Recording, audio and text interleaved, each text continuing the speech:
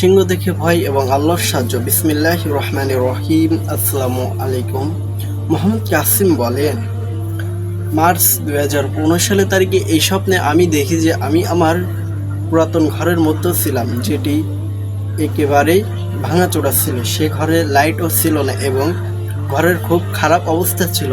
আমি বলতেছিলাম যে মনে হচ্ছে এই অন্ধকার ঘর থাকা এটা আমার ভাগ্য লেখা ছিল। তখন হঠাৎ আল্লাহ সুবহানাহু ওয়া তাআলা আরশে আসেন এবং আমাকে বলেন যে কাসিম, আর কতক্ষণে এই অন্ধকার ঘরে বসে থাকবে? ঘর থেকে বেরিয়ে আসো এবং আমার নিয়ামত বরকতের ঘর তলাশ করো, যেখানে কোনো অন্ধকার নেই এবং নেই কোনো অশান্তি। এটা শুনে আমি খুব খুশি হয়ে উঠলাম এবং বলতেছিলাম, আল্লাহ খুব দয়ালু, তিনি আমাকে এই অন্ধকার থেকে বাইর করার জন্য এসেছেন। আমি অনেক আনন্দের সাথে ঘর থেকে বাইরে আসি। একটু দূরে যেতেই দেখি যে 8-10টি সিংহ, মনে হচ্ছে খুব ক্ষুধার্ত, এবং আরেকও অনেক বড় ছিল, আকারে অনেক বড় ছিল। দেখতে খুব ভয় গেলাম এবং পিছনে ফিরে আমার ঘরের দিকে দৌড়াতে শুরু করলাম এবং ঘরে ঢুকে তাড়াতাড়ি দরজা বন্ধ করে ফেললাম। তখন বলতেছিলাম, হে আল্লাহ, বাইরে তো 8-10টা সিংহ, ক্ষুধার্ত সিংহ, এই সিংহগুলো আমাকে খেয়ে ফেলবে। তখন আল্লাহ বললেন, তুমি আমার প্রতি বিশ্বাস করো, এই সিংহগুলো একটু তোমার কাছে পৌঁছাতে পারবে না। আমি সিংহগুলোকে দেখার জন্য জানালা দিয়ে বাইরে দেখতেছিলাম। তখন 3টি কুকুর ভয়ঙ্কর আওয়াজ করতেছিল এবং লাফ দিয়ে আমার দিকে আসতেছিল। আমি পিছনের দিকে দৌড় দিই এবং মাটিতে পড়ে যাই। জানালাতে ছিল লোহার জালি, সেই জালিতে ধাক্কা খেয়ে কুকুরগুলো বাইরে পড়ে যায়। তখন আমি বললাম, হে আল্লাহ, দেখুন, এই কুকুরগুলো আমার উপর হামলা করে দিল, আর আপনি বলতেছেন সেই ক্ষুধার্ত সিংহগুলো আমার কাছে পৌঁছাতে পারবে না। আমি ঘরের এক কোনায় বসেছিলাম। তখন আল্লাহ সেই কুকুরগুলোর উপর বিদ্যুৎ আকারে আল্লাহ গজব নাজিল করলেন। কুকুরগুলো জ্বলে সেখানে মরে গেল। তখন আল্লাহ বললেন, কাসিম, সেই কাজগুলো করো যা আমি তোমাকে আদেশ করছি, আর না হয় এই অন্ধকার ঘরে পড়ে থাকো।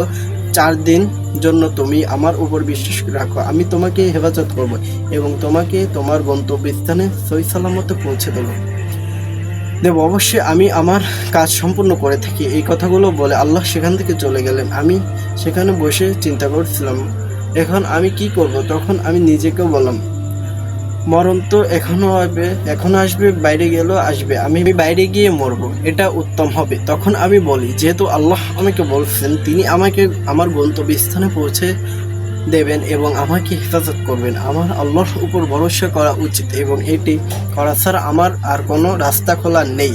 এবং মোহাম্মদ কাসিমের এই স্বপ্ন দ্বিতীয় পাবেন এবং স্বপ্নের ভিতর বিশেষ বার্তা।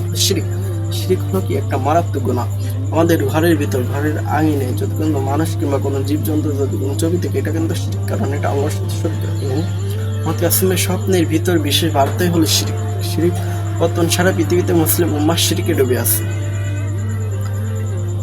আপনি রাস্তায় যাবেন, যেখানে তাকাবেন সেখানে ছবি, বিলবোর্ডের ছবি, তারপরে আপনার ব্যানার ছবি, পুরো পৃথিবীতেই শিরক এসে গেছে। এবং আগে নিজের ঘরকে হেফাজত করুন, নিজে হেফাজত হন এবং শিরক থেকে বাঁচার চেষ্টা করুন।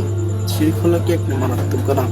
আপনার ঘরের ভিতর যদি কোনো মানুষ কিংবা কোনো জীবজন্তুর ছবি থেকে, এটা কিন্তু শিরক। তারপরে আমাদের শোকেসের বা আলমারির ভিতর কিন্তু এই বিভিন্ন ছবি থাকে বা বিভিন্ন মূর্তি থাকে, এটা কিন্তু শিরক, কারণ এটা মুহাম্মদ সাল্লাল্লাহু আলাইহি বলেছেন এটা শিরক, এটা আল্লাহর সাথে শরীক করে, কারণ ওটার ভিতর কোনো জান নেই। এবং সূরাতুল লোকমানের 13 নম্বর আয়াতে বলেন, ইন্নাশ শিরকা লাযুলমুন আযীম, নিশ্চয়ই শিরক সবচেয়ে বড় জুলুম।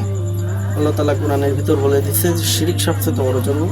মোহাম্মদ কাসিমের স্বপ্নের ভিতর বিশেষ বার্তা হলো শিরক।